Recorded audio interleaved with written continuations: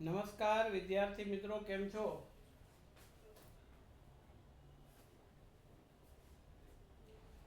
આવી ગયા બધા? ઓકે,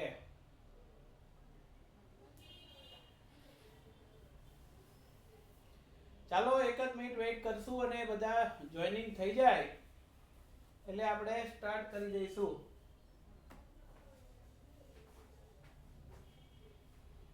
ઓકે,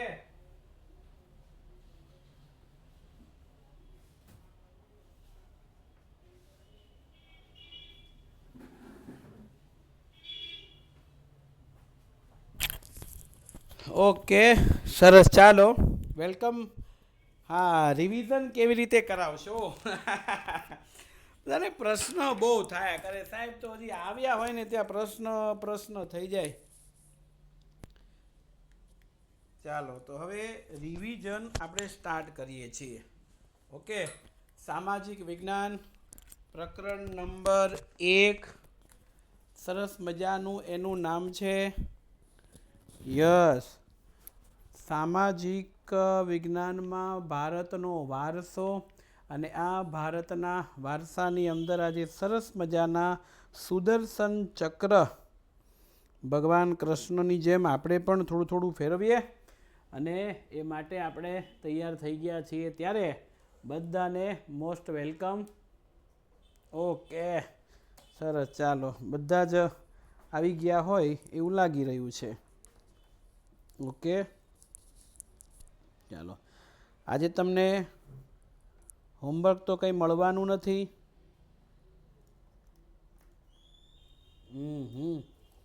રાજી થઈ ગયા બધા? હા કે ચાલો, યસ. Okay, welcome back. હા, હાસ. જો બધાને હાસ તો પહેલાં થઈ જાય.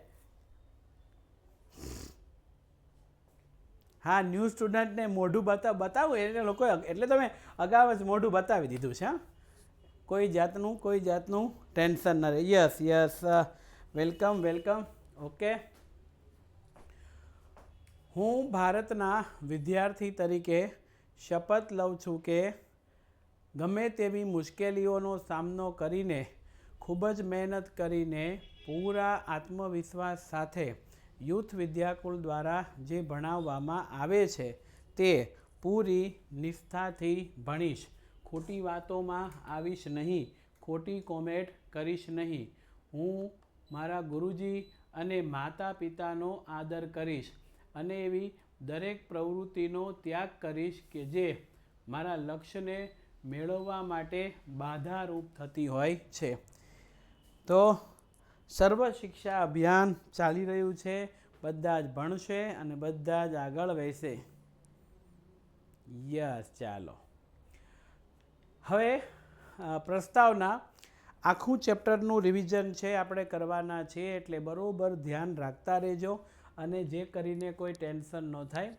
ભારત પ્રાચીન સંસ્કૃતિ ધરાવતો દેશ છે. પ્રાચીન સંસ્કૃતિ ધરાવતો, આમ તો દુનિયાની અંદર ઘણા બધા, બરાબર છે, દુનિયાની અંદર ઘણા બધા જે પ્રદેશો છે એ પ્રદેશોની અંદર ભારતની સંસ્કૃતિ સૌથી વધારે પ્રાચીન છે.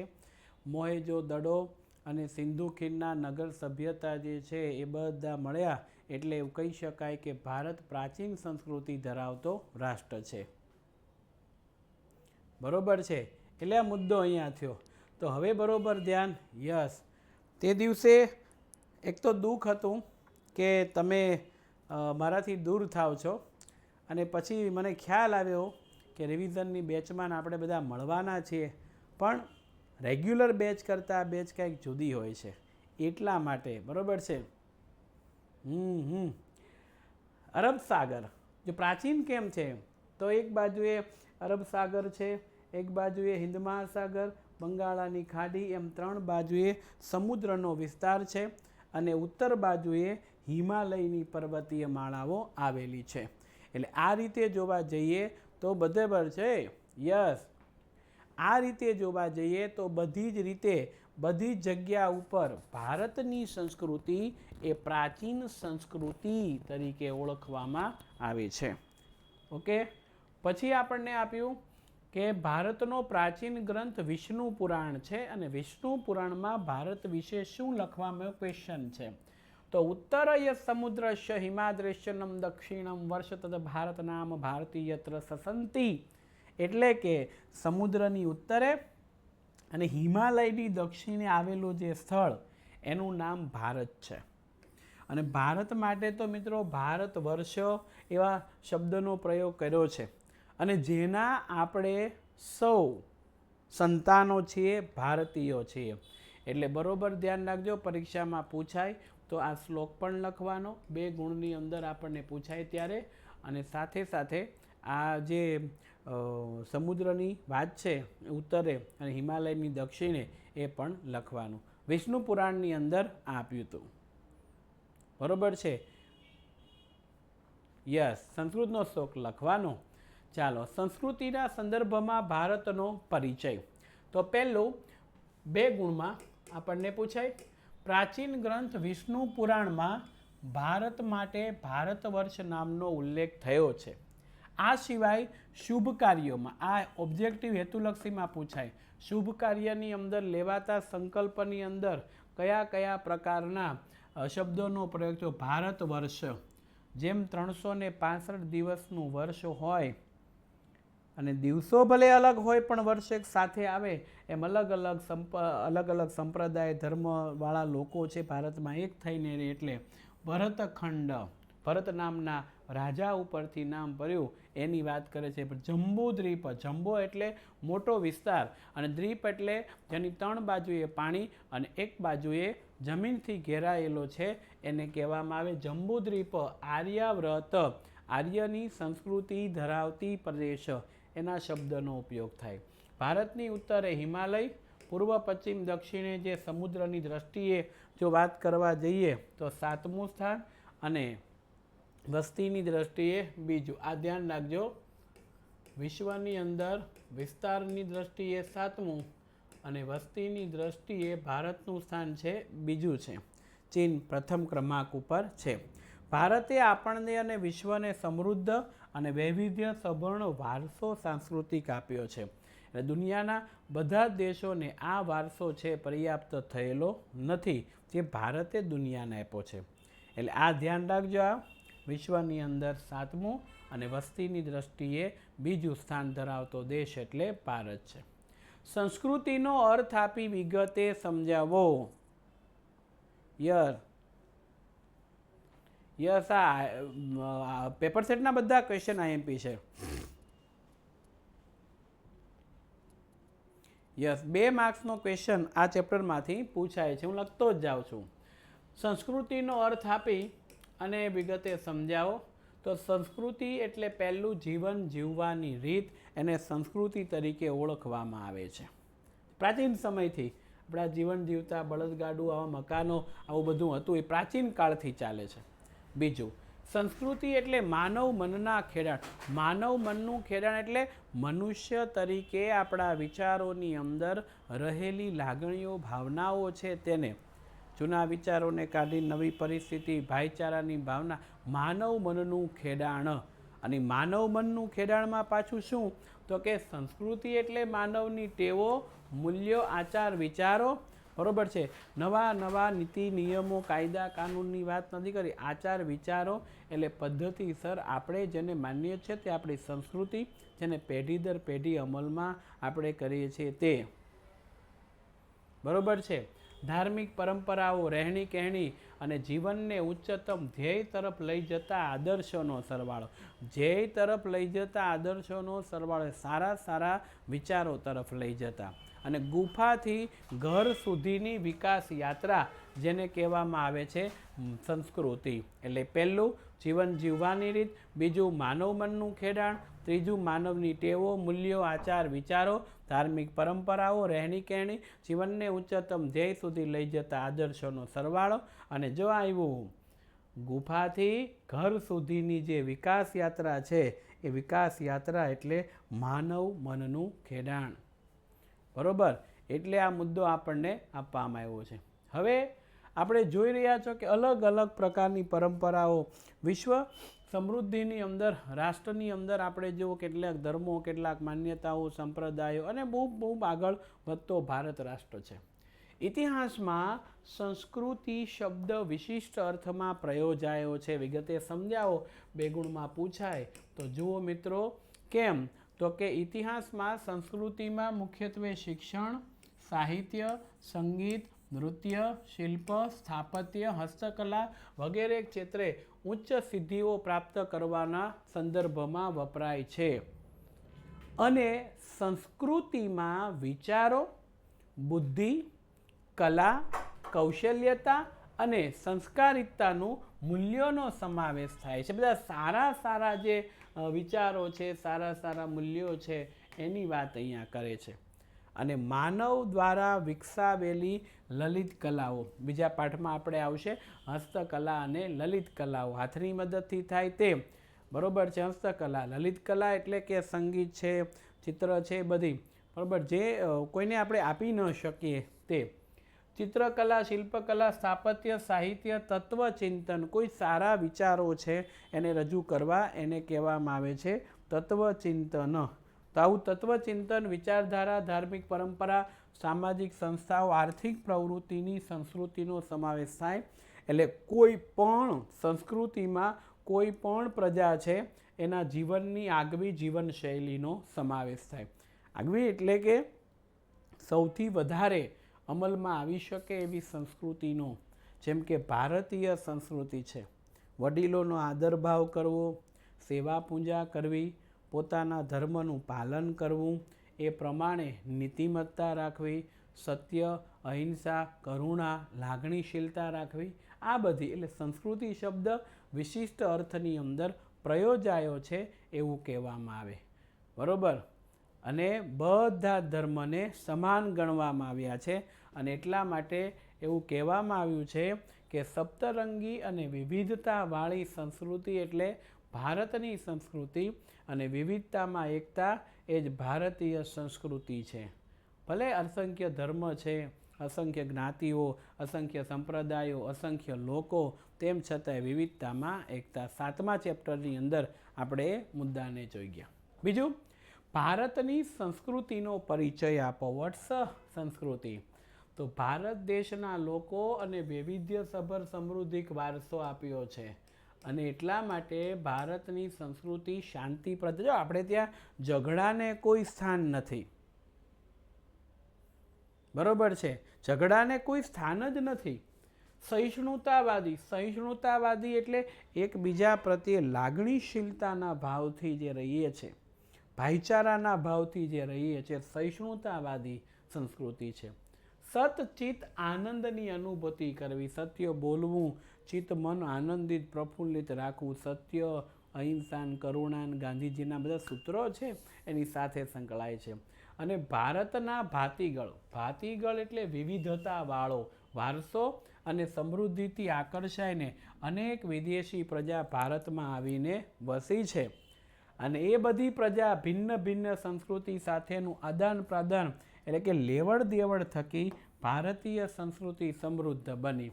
આપણે ગામડે રહેતા હોય ત્યાંથી શહેરમાં આવીએ તો પહેરવેશ આ છે તે છે બધું બદલે. મકાન બદલીને બીજે જઈએ તો આજુબાજુવાળા સાથેનો જે વ્યવહાર હોય એ કરીએ તો કંઈક નવું શીખવા મળે, નવું જાણવા મળે, નવો વ્યવહાર થાય. એ જ વસ્તુ અહીંયા પ્રજાની અંદર આપી છે. ભારતની સંસ્કૃતિમાં અહિંસા, વિશ્વ શાંતિના મૂલ્યોને વિશ્વભરમાં પ્રશંસા, વખાણ પામ્યા છે. અને સાથે જગતના દેશોએ આ મૂલ્યોને સ્વીકાર્યા છે. અને એટલા માટે સિંધુ ખીણની સંસ્કૃતિના સર્જકોથી શરૂ કરી આજ દિન સુધીના લોકોએ ભારતને પોતાની આવડત પ્રમાણે, જ્ઞાન પ્રમાણે, તમે જુઓ એક સમયે રશિયા છે, અમેરિકા છે, એની પાસે ભીખ માગીને અવકાશી ઉપગ્રહો તરતા મૂકતા, અને આજે ભારતના વૈજ્ઞાનિકોએ પોતાની આવડત લીધી અને એના કારણોસર વિશ્વ અર્થતંત્રમાં આગળ થયા. તો એ આવડત, બુદ્ધિ ક્ષમતા, શક્તિ, કલા, કૌશલ્યતા, કલા કારીગરીની દ્રષ્ટિએ હસ્તકલા હોય, લલિત કલા હોય, ભારતની 64 પ્રકારની કલા વારસા માટે જાણીતો હતો. અને એ મુદ્દો અહીંયા આપણને આપ્યો કે કલા કૌશલ્ય દ્વારા ભારતના વારસા અને સંસ્કૃતિને સમૃદ્ધ બનાવી છે. એટલે આ મુદ્દો અહીંયા આપવામાં આવ્યો છે, બરોબર છે. એટલે હવે બરોબર ધ્યાન રાખજો, 64 કલામાં જાણીતું છે. યસ. અને પરીક્ષામાં પૂછાય કે ભારતના સાંસ્કૃતિક વારસાના વિકાસમાં કોણે કોણે ફાળો આપ્યો છે. તો ફાળો એટલે કે પોતપોતાની રીતે એણે લખાણ કર્યું છે. કોઈક ગાયને વખાણ કરે, કોઈક લખીને વખાણ કરે, કોઈક કવિતાના સ્વરૂપમાં. બરોબર છે. યસ. હા, રિવિઝન લેક્ચરમાં આઈએમપી પ્રશ્નો જ બધા લીધા છે બને ત્યાં સુધી. બરોબર છે. એટલે સરસ તમે જો બ્લેક સ્ક્રીન છે અને વ્હાઇટ મોડમાં તમને દેખાઈ રહ્યું હશે. બરોબર છે. હા, એટલે આપણે જરા ખાસ સમજાજો. અનેક ઋષિમુનિઓ, વિદ્વાનો, જાણકાર વ્યક્તિઓ, વિદુષીઓ એટલે સાધ્વી સ્ત્રીઓ, સંતો, ચિંતકો, વિચારકો, વૈજ્ઞાનિકો, સંશોધકો જે કંઈક નવું નવું સંશોધન કરે, સાહિત્યકારો હોય છે, શિક્ષણ શાસ્ત્રીઓ હોય છે, રાજનીતિકનો રાજકારણમાં હોય છે, તે ઇતિહાસકારો જે ઇતિહાસનું વર્ણન કરે છે, ઇતિહાસકારો, સમાજ સુધારકો, વિવિધ પ્રકારના કલાકારો, કારીગરો ભારતના ભવ્ય વારસાના નિર્માણમાં તેમજ ભારતની સમૃદ્ધિના દેહપિંડને ઘડવામાં મહત્વનો ફાળો આપ્યો છે. આ 2 ગુણમાં સ્વતંત્ર સવાલ પૂછાય. દેહપિંડ એટલે શું? જે માનવ શરીર હોય ને એમાં હાડકાં હોય, ચામડી હોય, માંસપેશી હોય, પેલું રક્તવાહિની ને ધમની ને શીરા ને શીરા ને આવું બધું હોય. એનું આખું ઘડતર એને દેહપિંડ કહેવાય. તો આટલા બધા વ્યક્તિઓએ ભેગા થઈ અને ભારતના સંસ્કૃતિને બનાવવા માટે, ભારતના વારસાને બનાવવા માટે ફાળો આપ્યો છે. અને ભારતમાં આવેલી અનેક વિદેશી પ્રજાના ધર્મ, શાસન વ્યવસ્થા, રીત રિવાજો, પરંપરાઓ, ભાષા, લિપિ, બોલી, કલા, ચિત્રકલા, પોશાક વગેરે ભારતને મળ્યા અને તેનાથી ભારતની ભાતીગળ સંસ્કૃતિનું નિર્માણ થયું. મિત્રો, એક સમયે દુનિયા ભારતને માત્ર સાફ સફેરાના દેશમાં જ કહેતું. યસ. અને આજે તમે જુઓ અમેરિકા એ મહાસત્તા છે, તેમ છતાંય યસ એ અહીંયા આપણી સાથે જોડાય છે.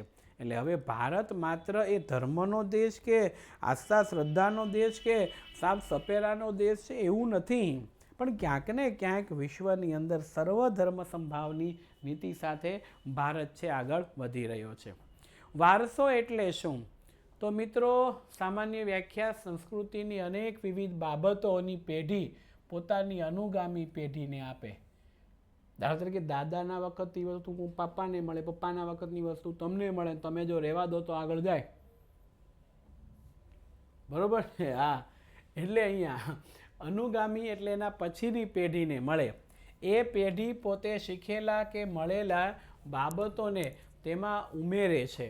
હવે માની લો કે દાદાએ ખાલી જમીન આપી હોય તો પપ્પા એને મકાન બનાવે, એમાં ઉમેરે. મકાન આપ્યું હોય આપણે તો એમાં રિનોવેશન સારું કરીએ, મોટું મકાન કરીએ. તો આ અનુગામી પેઢી મળે એમાં ઉમેરે. વળી એ પેઢી પોતાની અનુગામી પેઢીને બધું શીખવે અને આપે. પપ્પા તમને શીખવે છે, બરોબર છે, દાદાએ પપ્પાને શીખવ્યું, તો આમ પેઢી દર પેઢી આવે. તો આપણને પેઢી દર પેઢી જીવનમાં જે કાંઈ મળે છે એને આપણે વારસો કહીએ છીએ. જો આવે છે બુલેટ, આવ્યું ને? યસ. તેને વારસો તરીકે ઓળખવામાં આવે છે. એટલે આ મુદ્દો આપણને આપ્યો છે. રેડી? ઓકે. હવે આપણે વારસાના 2 પ્રકાર છે. એક સાંસ્કૃતિક વારસો છે અને બીજો છે પ્રાકૃતિક વારસો. સાંસ્કૃતિક વારસો એ મનુષ્ય દ્વારા નિર્માણ થયો છે અને પ્રાકૃતિક વારસો પ્રકૃતિએ આપ્યો છે. હા, બુલેટ મેટ્રો ટ્રેનની જેમ જ ચાલે. જો પાછું ચલાવી દઉં. બરોબર છે. હા, ચો ગયું. હા, જો સાયકલ સાયકલમાં મારી સોનાની સાયકલ વા, સાયકલ પર બેસી મને યતિ ઘણું જમવા. વિમાન પણ ચાવ્યું છે. બરોબર. પેઢી દર પેઢી આપણને આ બધું મળે છે અને આપણે જોઈએ છે. સાંસ્કૃતિક વારસો એટલે શું? તો સાંસ્કૃતિક વારસો એટલે માનવ સર્જિત વારસો. માનવીએ પોતાની કુને એટલે ચપળતા, બુદ્ધિ ચાતુર્યતા, આવડત વાપરવી પડે તે બુદ્ધિ ચાતુર્ય આવડત, કલા કૌશલ્ય, જે કંઈ કામ કરવાનું છે તે એના દ્વારા જે કાંઈ સર્જન કર્યું છે એને સાંસ્કૃતિક વારસો કહેવાય. આ તમે જુઓ મંદિરોનું નિર્માણ થયું, બરોબર છે.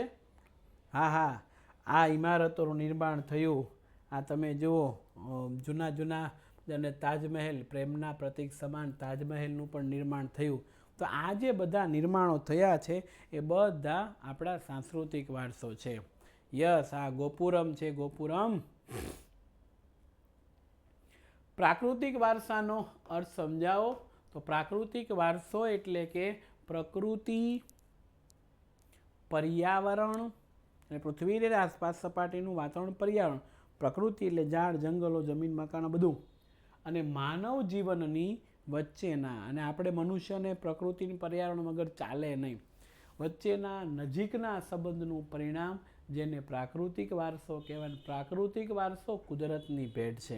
તમે જો એક દાણો વાવી દો ને અસંખ્ય દાણા છે તે ઉગી જાય અને તમને શાકભાજી મળે, વૃક્ષોનો છાંય મળે, દરિયા કિનારો ઘૂઘવાટો કરતો મળે, મોર છે એ આવે ને, મન મોર બની થન ઘાટ કરે, મન મોર બની થન ઘાટ કરે, બરોબર.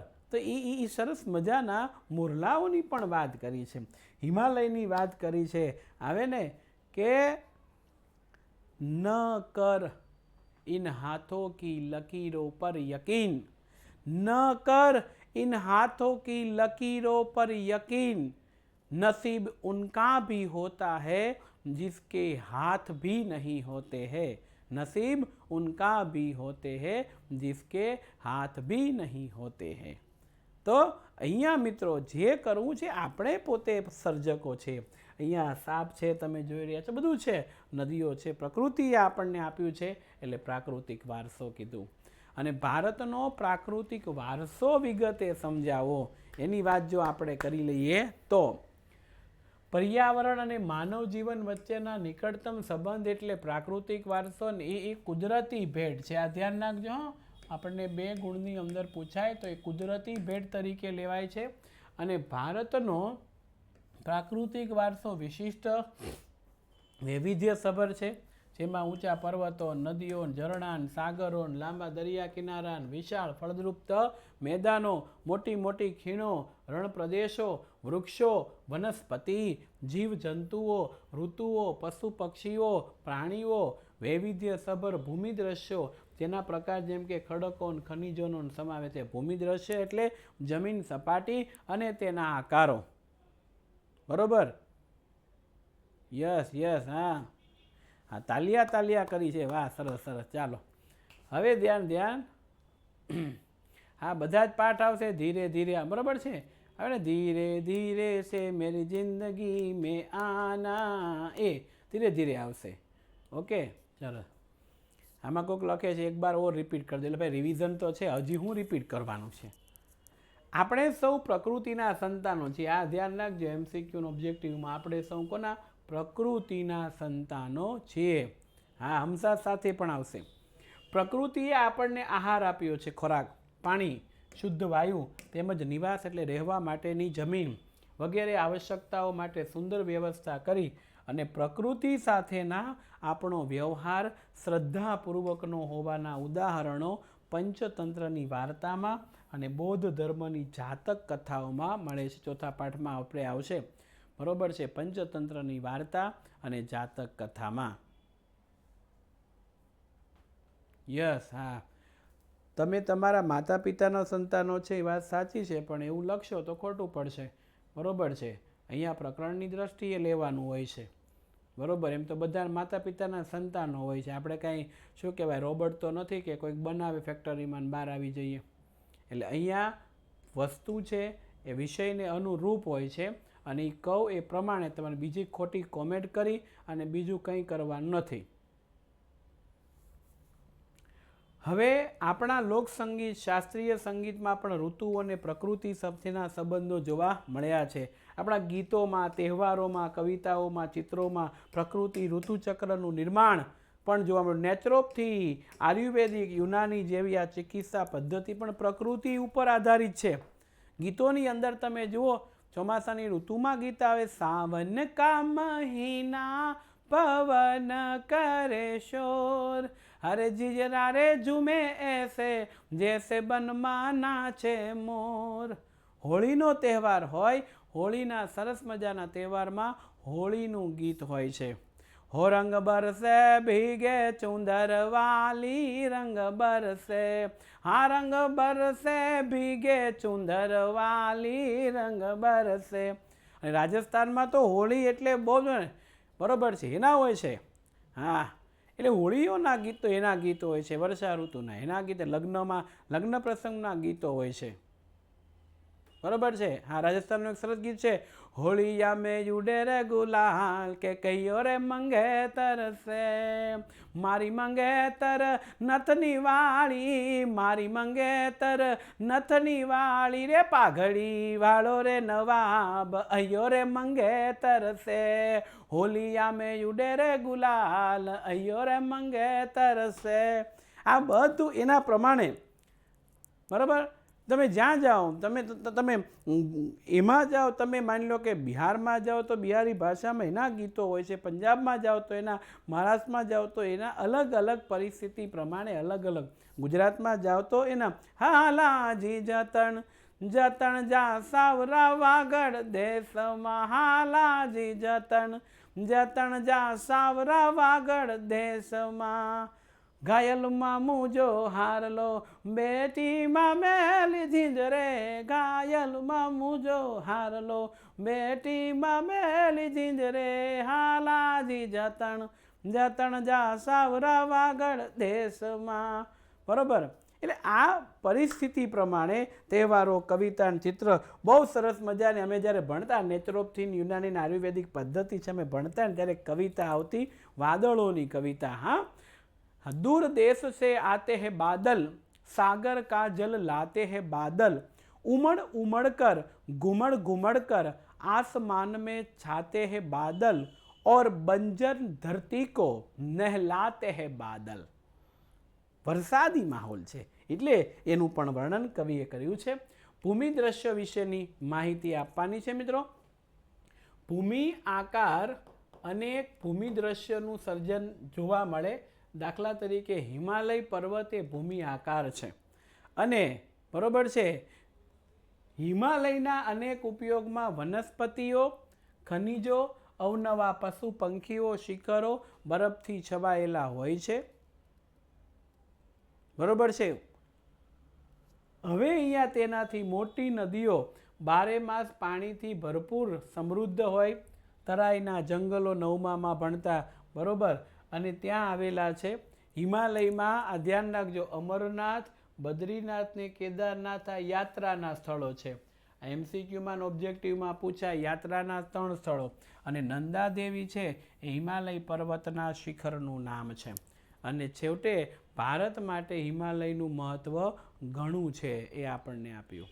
નદીઓની વાત કરવામાં આવી છે, ભાઈ યુનાની પદ્ધતિ ચિકિત્સા જે અત્યારે ડૉક્ટરો છે એ આયુર્વેદિક દવાઓ આપતા હોય, હોમિયોપેથિક આપતા હોય, ઓર્થોપેડિક હોય, એ રીતના યુનાની પદ્ધતિ છે।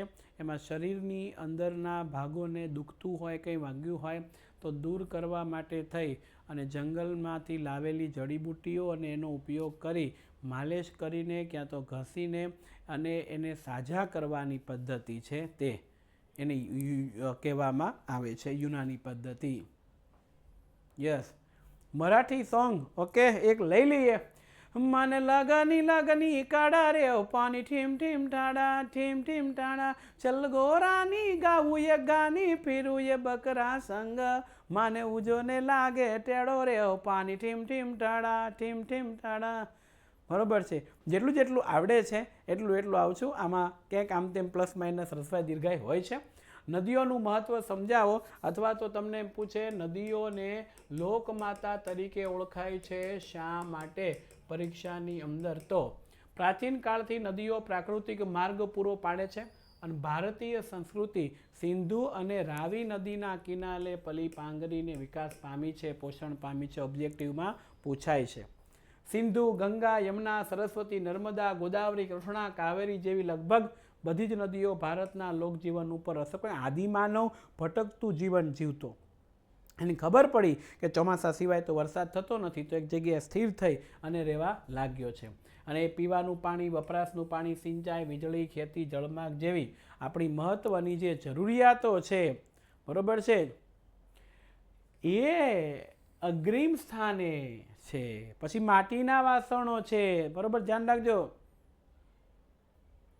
પછી આપ્યું છે મકાનો, લીપણ, ગોરમટી હોય છે, નદી કિનારાની ચીકણી માટી, એની અંદર પાણીને મિશ્રણ કરી છાણ અને લીપવામાં આવે, લીપણ કહેવામાં આવે. ઉદ્યોગોના વિકાસ માટે માનવીએ નદીઓના પાણી ઉપર આધારિત રહેવું પડે છે અને આમ નદીઓ ભારતીય પ્રજાજીવનને સમૃદ્ધિ બનાવી છે. સંસ્કૃતિમાં પ્રાચીન કાળથી નદી કિનારે, આ ધ્યાન રાખજો, પરીક્ષામાં ઓબ્જેક્ટિવમાં પૂછાય, નદી કિનારે કોના ભૂમિ દ્રશ્યનું સૌંદર્ય સર્જાય છે? તો નદી કિનારે ઉષા અને સંધ્યા. ઉષા એટલે વહેલી સવાર અને સંધ્યા એટલે કે સમી સાંજના દિવસે આ થાય છે. અને કલા, સૂઝ અને કૌશલ્ય વિકાસ પણ આ પ્રકૃતિના વારસામાંથી મળ્યો. તેથી આ ઓબ્જેક્ટિવમાં હોય છે વારે વારે નદીઓને લોકમાતાનું બહુમાન આપ્યું છે. એટલે પરીક્ષામાં પૂછે નદીને લોકમાતા શા માટે કહેવાય, તો પણ તમારે આ જ લેવાનું છે. હા, ઓકે. હવે જોજો, અલગ અલગ પ્રકારના નદી કિનારે ઉષા સંધ્યાના દ્રશ્યો બહુ સરસ મજાના આપણને ગમે તે, બરોબર છે. પછી આપણે માટીના વાસણોના બધું આપણે વાપરીએ તો આ બધું નદીમાંથી મળે છે. નમૂનાનું પ્રશ્નપત્રનું સોલ્યુશન થયું નથી. ઓકે, એટલે જરા ખાસ. બીજું આપણને આપવામાં આવ્યું છે, હા, વનસ્પતિ જીવન છે એની વાત કરી છે. ભારતની પ્રજા આદિ સમયથી પર્યાવરણ પ્રેમી રહી છે. આ પ્રશ્નને ફેરવીને પૂછીએ તો આ મૂક્યો હોય, જેનો સાક્ષી વૃક્ષ પ્રેમ, પુષ્પ પ્રેમ, છોડવા પ્રત્યેનો આદરભાવ સૂચવે છે. અને માણસ પ્રાણી, પશુ, પક્ષી, આહાર, વનસ્પતિ ઉપર આધાર રાખે છે. એમાં જો વડ, પીપળો, તુલસી વગેરેની પૂજા કરે, ઓબ્જેક્ટિવમાં પૂછાય. ભારતીય સંસ્કૃતિમાં કયા વૃક્ષોની પૂજા થાય છે? તો વડ, પીપળો અને તુલસી. વડ સાવિત્રી, પત્ની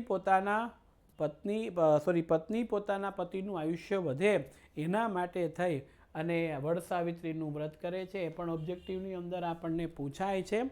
અનાજ, કઠોળ, તેલીબિયા, છોડ, ધન ધાન્યથી લહેરાતા ખેતરો, વન સમૃદ્ધિથી ભરાયેલા જંગલો, ઔષધીઓ, વનસ્પતિ છોડવા માટે, બરોબર છે. યસ, નદીને લોકમાતા કહેવાય. 1 માર્ક્સમાં લાસ્ટ પેરેગ્રાફ છે એ લખવાનો.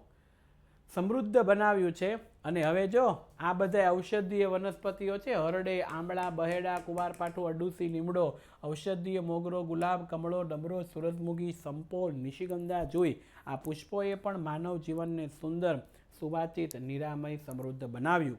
આમ ભારતના સામાજિક ધાર્મિક જીવન ઉપર વનસ્પતિનો અસરકારક પ્રભાવ વર્ષોથી રહેલો છે. આ તમે જો વડ સાવિત્રીનું વ્રત ને અલગ પ્રકારની વનસ્પતિઓ, અનાજ, કઠોળ, ધન ધાન્ય, ફળ ફૂલ આપણને બધું મળે છે અને એટલે એ આપણા જીવનમાં છે. વન્યજીવ વિશે પણ માહિતી આપો છો. ગાયને આપણે માતા કહીએ છીએ, પૂજન કરીએ છીએ, બરોબર છે. વાવણીના સમયે બળદનું પૂજન આપણે કરીએ છીએ. તો આ બધું છે. અહીંયા ભારત પ્રકૃતિ પ્રેમી દેશ છે, એની સાથે સાથે પ્રાણી પ્રેમી સંસ્કૃતિ ધરાવે છે. વાઘ, સિંહ, હાથી, ગેંડો, શિયાળ, રીંછ, રોજ, સાબર, સસલા, અજગર, સાપ, નોળિયા, ઘોષ, શાહુડી, અનેક પ્રકારના જીવો એમાં જોવા મળે. અને વિશ્વની અંદર એશિયાઈ સિંહો, આ ધ્યાન રાખજો, પૂછાય. આખી દુનિયામાં એશિયાઈ સિંહો એ માત્ર ને માત્ર ગીરના જંગલમાં જ જોવા મળે છે.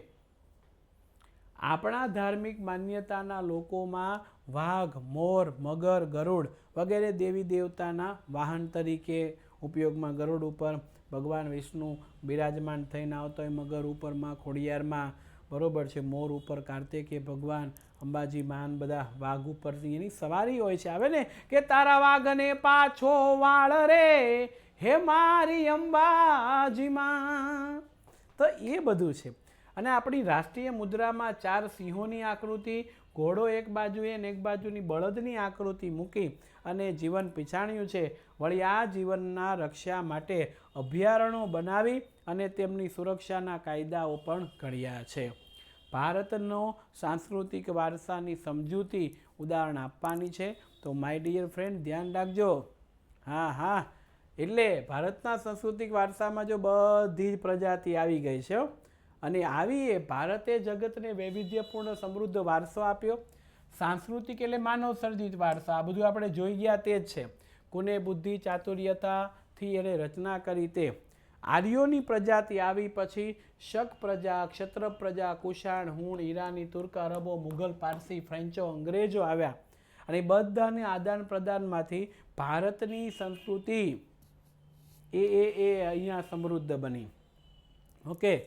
અને પ્રાગ ઐતિહાસિક સમયથી, પ્રાગ ઐતિહાસિક એટલે આદિમાનવના સમય ઉપરથી વિશ્વની પ્રજાએ સાંસ્કૃતિક વારસાની ઘણી બધી બાબતોને ભેટ આપી. ઉદાહરણ તરીકે શિલ્પ સ્થાપત્યની કળા આશરે 5000 વર્ષ પ્રાચીન છે. આ ઓબ્જેક્ટિવમાં પૂછાય. શિલ્પ સ્થાપત્યની કળા કેટલી જૂની છે? 5000 વર્ષ, જેમાં સિંધુ ખીણની સંસ્કૃતિના અવશેષો ગણી શકાય. અને એમાંથી કેટલાક દેવી દેવતાની પ્રતિમા, માનવ શિલ્પ, પશુ પક્ષીઓના રમકડા પૂછાય. દાઢીવાળા પુરુષનું શિલ્પ ક્યારે મળ્યું છે? તો સિંધુ ખીણની સંસ્કૃતિના અવશેષોમાં દાઢીવાળા પુરુષનું શિલ્પ, નૃત્ય કરતી નર્તકી અને એના વારસાને સ્વાભાવિકમાં ગૌરવ મળ્યું છે. અને આ જ ક્રમમાં મૌર્ય યુગમાં ઊંધા કમળની આકૃતિ અને એના ઉપર સિંહ અને વૃષભનું શિલ્પ, ભગવાન બુદ્ધની તપસ્યા કરતી પ્રજ્ઞાપારમિતાનું શિલ્પ, સારનાથના ધર્મચક્ર પ્રવર્તન માળી, ગૌતમ બુદ્ધની પ્રતિમા. બરોબર છે? યસ. અને હવે જોજો, કાલખંડમાં કાળા પથ્થરમાંથી નિર્મિત જૈન ધર્મની પ્રતિમા છે. રાષ્ટ્રકૂટ વંશના રાજાઓના સમયમાં ઇલોરાની ગુફા પૂછાય. જો કે છઠ્ઠા પાઠમાં આવે છે ઇલોરાની ગુફાનું નિર્માણ રાષ્ટ્રકૂટ વંશના રાજાઓના સમયમાં થયું. આ બધું આપણને આપણા વારસા પ્રત્યે ગૌરવ અપાવે છે. અને એટલે જ આપણી સાંસ્કૃતિક વારસામાં મંદિરો, સ્થાપત્યો, શિલ્પો, વિહારો, ચૈત્ય, મકબરા, મસ્જિદો, કિલ્લાઓ, ગુંબજો, રાજમહેલ, દરવાજો બધા ઉત્ખનન કરતા સ્થળો મળ્યા. બરોબર. હિન્દુ રાષ્ટ્રકૂટ વંશના રાજાઓ છે એની વાત કરી છે. યસ. તમારો પ્રશ્ન ઉપર જતો રહ્યો, ફરીથી મોકલો.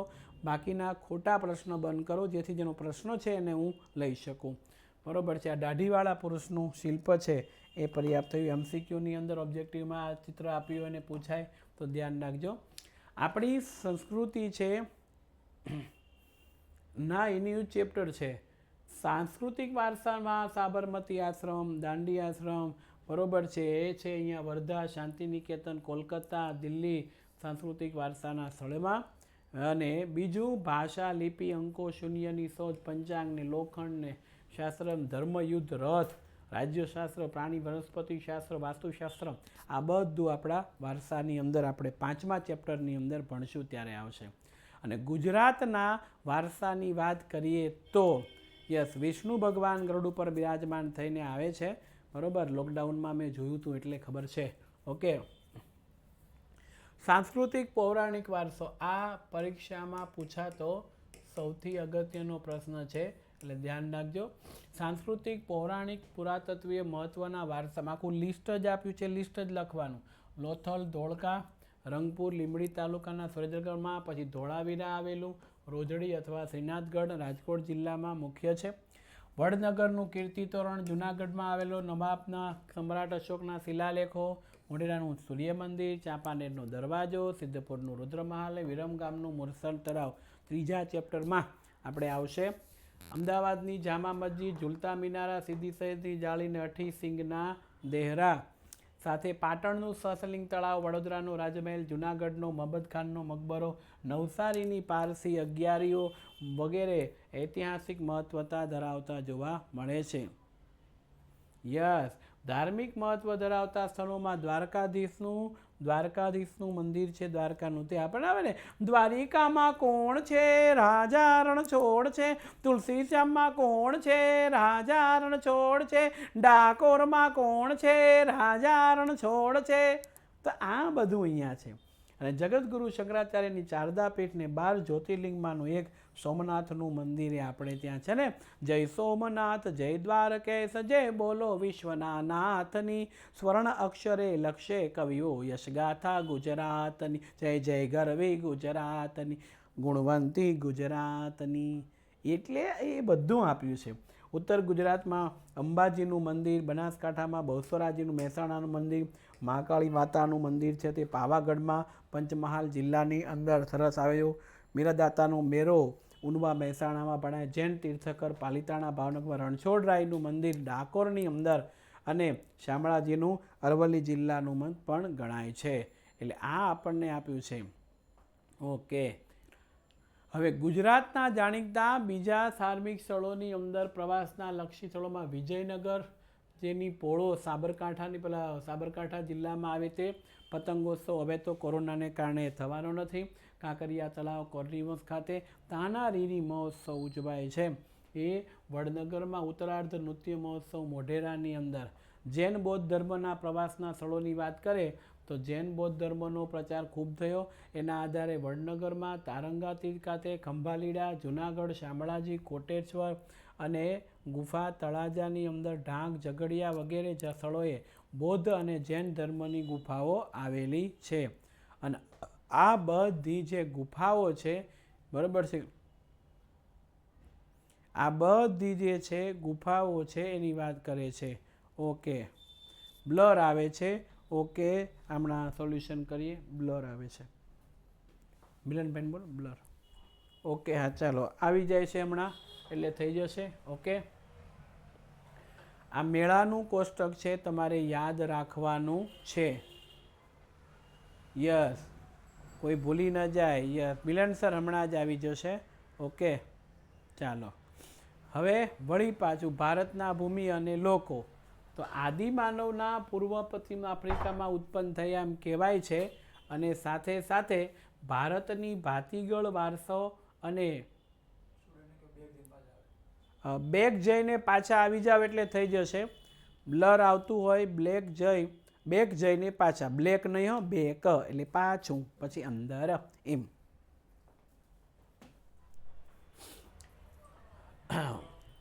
ભારતના આવી ગયા બધા ધીરે ધીરે. હવે આવે છે બ્લર.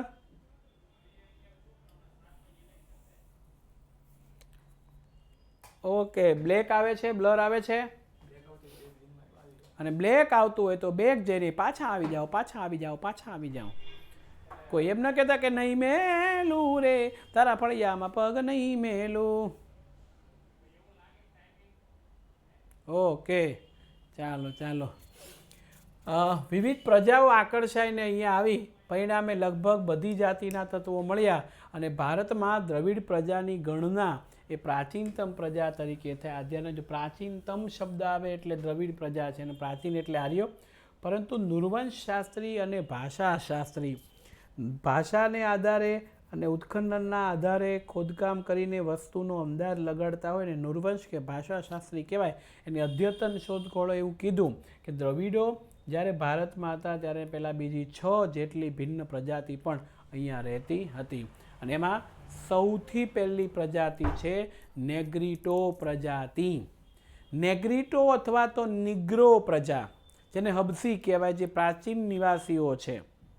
અને કેટલાક ઇતિહાસકારો માને છે કે તે આફ્રિકાના બલુચિસ્તાન વિસ્તારમાં થઈ ભારતમાં પ્રવેશ કર્યા. એનો વર્ણ છે એ શ્યામ, 4 થી 5 ફૂટની ઊંચાઈ અને માથે વાંકડિયા વાળ.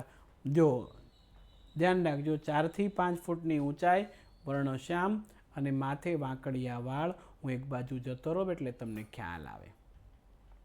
પછીની જે પ્રજાતિ છે એ પણ બહુ સારી, ઓસ્ટ્રેલોઇડ નિષાદ પ્રજા. આ પ્રજા અગ્નિ એશિયામાંથી આવી, જેમ ઉત્તર દક્ષિણ પૂર્વ પશ્ચિમ અને એમ અગ્નિ એશિયામાંથી. તેઓ રંગે શ્યામ, લાંબુ પહોળું માથું, ટૂંકું કદ, ચપટું નોક એની શારીરિક વિશેષતા છે. અને ભારતમાં આર્યો તેને નિષાદ કહેતા. ધ્યાન રાખજો, ઓસ્ટ્રેલોઇડ પ્રજાતિનું નિષાદ નામ કોણે પાડ્યું? આર્યોએ. અને ભીલી પ્રજા માટે નિષાદ શબ્દ પ્રયોજવામાં આવતો. આ ખાસ ધ્યાન રાખજો, ભીલ પ્રજાતિ જંગલમાં વસે તેના માટે. અને એના અવશેષો અહીંયા કોલ અને મુંડા જાતિ, અસમની ખાસી પ્રજા, નિકોબારને બ્રહ્મદેશ કે હાલના મ્યાનમારની જાતિઓની અંદર જોવા મળે છે. અને ભારતની સંસ્કૃતિની સભ્યતાના વિકાસમાં આ પ્રજાનો વિશિષ્ટ ફાળો છે. કારણ કે એને શું આવડતું તે જ આ ઓબ્જેક્ટિવમાં પૂછાય.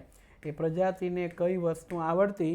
તો માટીના વાસણો બનાવવા, ખેતી કરવી, સુતરાઉ કાપડનું વણાટકામ કરવું જેવા કેટલાક કૌશલ્ય ધરાવતા અને તેઓ પોતાની ધાર્મિક માન્યતા ધરાવતા હતા. દરેકે દરેક પ્રજાતિની પોતપોતાની ધાર્મિક માન્યતાઓ હોય છે તે આ ધરાવતા. અને હવે દ્રવિડ લોકો છે. દ્રવિડ મૂળ ભારતના હતા અને તેઓ મોહેંજો-દડાની સિંધુ સંસ્કૃતિના સર્જકો અને પાષાણ યુગના સીધા વારસદાર તરીકે ઓળખાય છે. આ ધ્યાન રાખજો, સિંધુ ખીણની સંસ્કૃતિ અને પાષાણ યુગના વારસદાર. ઉત્તરમાંથી આવેલી વિવિધ પ્રજાની ભાષા અને સંસ્કૃતિના લક્ષણો આજે ભારતમાં ટકી રહ્યા. સમયાંતરે લોકો દ્રવિડ તરીકે ઓળખાયા અને દ્રવિડોએ માતા રૂપે દેવી પાર્વતીને, પિતા રૂપે પરમાત્મા શિવની પૂજા કરી છે. એની સમજ ઓબ્જેક્ટિવમાં આપવામાં. અને ત્યારથી આપણે માતૃદેવો ભવ, પિતૃદેવો ભવ કરતા રહ્યા અને બધા પરિવારમાં આપણે સાથે રહીએ એવું કામ કરીએ. એટલે જ આવે ને, હમ સાથ સાથ હે જન્મો કે સાથી, હમ સાથ સાથ હે. બરોબર છે, એટલે અહીંયા આપણને આપ્યું છે. બરોબર છે, હા. એટલે જોઈએ અહીંયા, અને એમણે જ ધૂપ દીપ અને આરતી પૂજન કરવાની પ્રથા દ્રવિડોએ જ આપી અને એણે જ પશુ પૂજા, પ્રકૃતિની પૂજા એ દ્રવિડોની ભેટ છે. અને મૂળ દેવો આર્યોએ સ્વીકાર્યા. દ્રવિડોના જે દેવી દેવતા હતા એ આર્યોએ સ્વીકાર્યા અને એની સંસ્કૃતિના દેવતા તરીકે સ્થાપ્યા. મિત્રો, યસ, મૂળ વતની દ્રવિડો હતા. અને ઉત્તરનો પ્રચંડ પ્રભાવ, એટલે ઉત્તરમાં પેલા જે આર્યોની પ્રજાતિ આવી એની સાથેથી ધીમે ધીમે ધીમે ધીમે આ દ્રવિડો દક્ષિણ તરફ ખસતા ગયા. આપણે ત્યાં કોઈક આવતું હોય તો આપણે આમ આગળ જઈએ તેમ. અને આંતરજ્ઞાતીય લગ્ન, આંતરજ્ઞાતીય એટલે આર્યોની પ્રજાતિના લગ્ન દ્રવિડો સાથે, દ્રવિડોની પ્રજાતિના આર્યો સાથે લગ્ન થયા. અને એમાં માતૃમૂલક કુટુંબ પ્રથા, આ ધ્યાન રાખજો, માતૃમૂલક કુટુંબ પ્રથા જેમાં છે એ દ્રવિડો છે.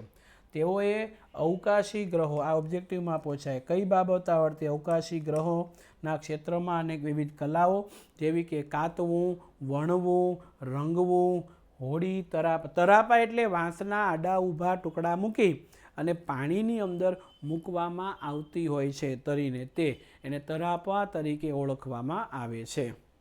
રેડી? યસ. સૌથી પ્રાચીનતમ